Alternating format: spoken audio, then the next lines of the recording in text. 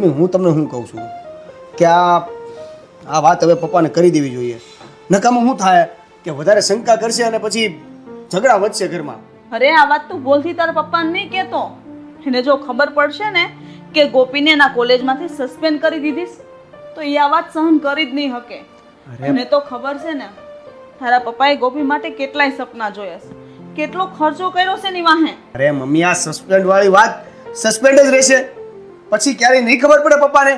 અરે હું એમ કહું છું કે બહારથી ખબર પડે કે એ બીજે ક્યાંયથી જાણી લે વાત, એ પહેલાં આપણે એને કરી દઈએ વાત. નકર કેવું થશે ખબર છે, એ જે શક કરે છે ને હકીકતમાં બદલાઈ જશે અને પછી આપણે કાંઈ નહીં બોલી શકીએ.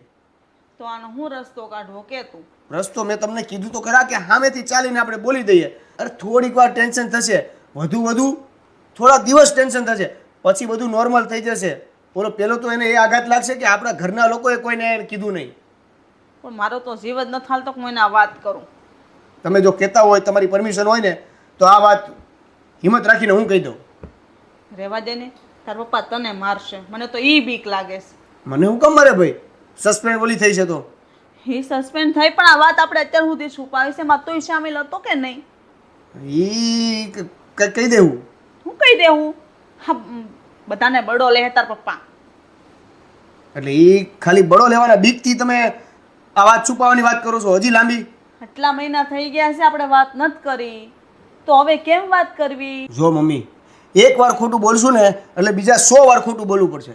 અને બીજી વાત, અરે આપણે પપ્પાને વાત કરી દઈએ ને.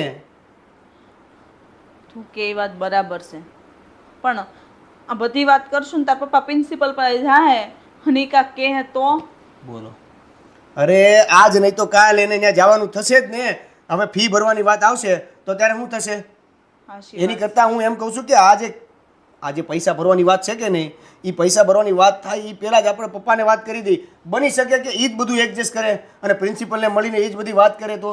અને જો એ એવું કહેશે કે અત્યાર સુધી તમે વાત કેમ છુપાવી, તો આપણે એમ કહી દઈશું કે તમે કદાચ આ વાત સાંભળી ના શકો, તમને લાગે એટલે એમ. હા, એવું બધું કહી દઈશું આપણે. અને પછી એમ કહીશું કે ભાઈ હવે માંડ હિંમત આવી અને અમે તમને કીધું, હવે તમે જે પગલાં લેવાના હોય એ પગલાં લ્યો. પણ આ વાત પહેલા આપણે ગોપીને પૂછવી પડે, એમને તાર પપ્પાને વાત નહીં કરાય. તમે એકને આને પૂછશો, એક દી આને પૂછશો, આ પૂછવામાં ખબર જો પપ્પાને બહારથી પડી ગઈ ને તો પછી મને કાંઈ ન કહેતા, હું તો કહી દઈશ સીધું સામે ચોખ્ખે ચોખ્ખું. હવે તું મને બીવરાઈ માની, એક તો ધબકારા વધી ગયા છે ને વધારે બીવરાઈશો પાછો. તો પછી છે ને તમે એક કામ કરો, ગોપીની વાત કરી લ્યો અને મને નિર્ણય ફાઇનલ મને કહો. તારી વાત હાશી છે બેટા, હવે ગોપિયારે વાત કરી લેવી જોઈએ અને તાર પપ્પાને વાત તો કરવી જ જોઈએ ને ગમે ત્યારે. ભાઈ આ બધી વાત ન કરવી પડે. જો ઓલા રઘુડાએ વાત ન કરીને બાફી ન હોત ને તો એને વાતે પાછી કાંઈક ઊંધી કરી છે કે પપ્પાને શક થાય છે આપણા ઉપર. એ તો વાંધો છે, આ જે કર્યું ને રઘલાએ જ કર્યું છે. રઘલાના લીધે હવે આપણે વાત કરવી પડશે પપ્પાને, અને નહીં કરીએ ને તો આપણે જ હેરાન થવું. તારા પપ્પા તો બહુ ઊંધું વિચારે છે, મને તો સમજ નથી પડતી કે હું કરું. તો એટલે તો કહું છું કે આપણે વાત કરી દઈએ. સારું, વાત કરી દે. કોણ જાણે આ ઘરમાં શું થાય છે? આ તો સારું છે રઘુ એ મારે ઘરમાં છે, નકર મારી પીઠ પાછળ શું થાય મને કોઈ દી ખબર ન પડે. અને તું ગોપી હું વાત કરતી હતી તું ને તારી મમ્મી કે આ કોકની યારે સમાધાન કરવું છે, રૂપિયાનો વહીવટ કરવાનો છે અને એ વાત બધી પતાવી દેવાની છે. એનો વહીવટ છે બધો. ના પપ્પા, આ બધું તમે શું બોલો છો? આવી કઈ તો અમારે વાત જ નથી થઈ. તમે બેસો ને આપણે શાંતિથી વાત. એવું નથી, મારે બેહીને વાત થાય એવી મેટરો જ નથી. તું મને હવે સોખવટ કરી દે બેટા. આ બધી હું તમે આ રમત રમો છો મારી પીઠ પાછળ. ના ના પપ્પા, એવું કાઈ નથી. હા, રઘુ છે ને સાંભળે શું ને કે શું એને કંઈક બીજું સાંભળ્યું છે. અને આ પૈસા તો હું પેલા આપણે કરિયાણાવાળા રાજેશભાઈ છે ને એને દેવાની વાત કરતી હતી. અરે પણ કરિયાણા વાળો રાજેશભાઈ તો દર મહિને ટાઈમ થાય મને ફોન કરે છે. ઈ તમારી યારે કીધું ને વહીવટ કરવા મળ્યો. ખોટા બાના કાઢમાં જે હોય હકીકત કે મને. ના ના, તમને કંઈક મિસઅન્ડરસ્ટેન્ડિંગ થઈ છે પપ્પા. હું શું કામ તમારી પાસે ખોટું બોલું? તમને મારા પર વિશ્વાસ નથી? નહીં, મને તારી ઉપર જરીએ વિશ્વાસ નથી. કારણ કે હું જ્યારે પણ પૂછું ને તમને લોકોને તમે કાંઈક ને કાંઈક નવા નવા બાના કાઢો છો. તો મારે હું આમ છોકરાની જેમ તમે મને ફોન લાવીને સમજાવી ગયો છો. પપ્પા પણ મારે શું કામ તમારી આગળ ખોટું બોલવું જોઈએ? કાંઈ પણ વાત હોય તો હું તમને કહી શકું છું ને. તમે થોડી મને ખીજાવવાના છો. અને કયા વહીવટ શું પૈસાની તો બસ એ ખાલી કરિયાણાવાળી વાત હતી, બીજી કોઈ વાત જ નથી થઈ. હા હા, આપણે પેલા રમીલાબેન છે કે નહીં, રમીલાબેન, એમનો ફોન આવ્યો હતો. એમના દીકરાને એડમિટ કર્યો છે, તો એ કહેતા હતા કે થોડા પૈસા ઉછીતા પાછીતા થાય ને તો કરાવી આપજો ને. બસ એ વાત હતી પપ્પા. હજુ ખોટું બોલે છે સાલી નીચ કપાતર. મેં તારી ઉપર વિશ્વાસ કર્યો ને તું ખોટું બોલે છે. રમીલાબેન મને આજે સવારે જ રસ્તામાં મળ્યા, એનો છોકરો પણ ભેગો હતો, કોઈને કાંઈ નથી થયું. મેં તારી ઉપર વિશ્વાસ કર્યો ને તું મારી આબરૂ નીલામ કરવા ઊભી થઈ છો. તમને કોઈ વ્યક્તિ કીધું તમે હાસુ માની લીધું અને તમારાથી ગોપી પર હાથ કેમ ઉપાડાય? અરે હાથ ઉપાડવાની ક્યાં કરશો? તમારી મા દીકરી બેને સડબા ભાંગી નાખું ને એમ થાય છે મને. અમારો હું વાક છે તમે આટલા બધા ઉગ્ર થઈ ગયા છો? એટલે હજી વાકની તું પૂછશો મને?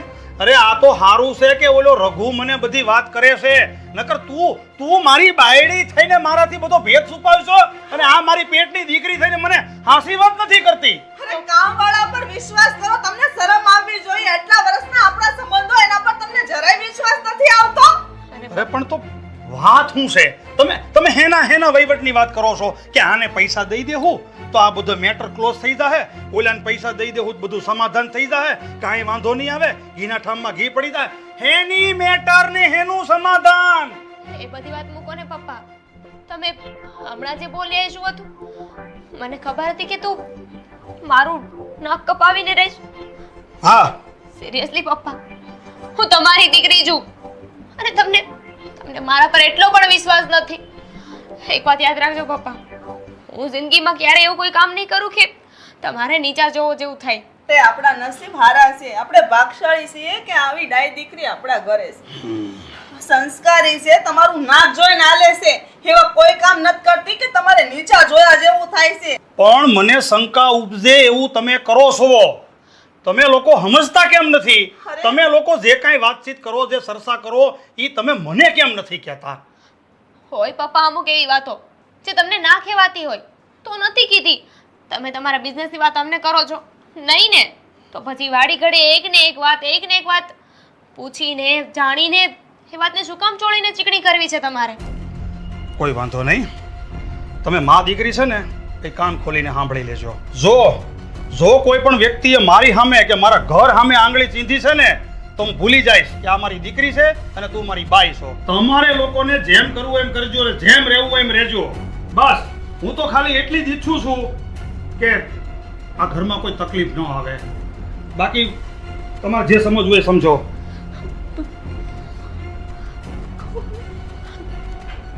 ગોપી, મને બહુ ચિંતા થાય છે. મમ્મી તમે ચિંતા ના કરો, અત્યારે તો આ વાત ટળી ગઈ ને, સમય આવે જોઈ લઈશું.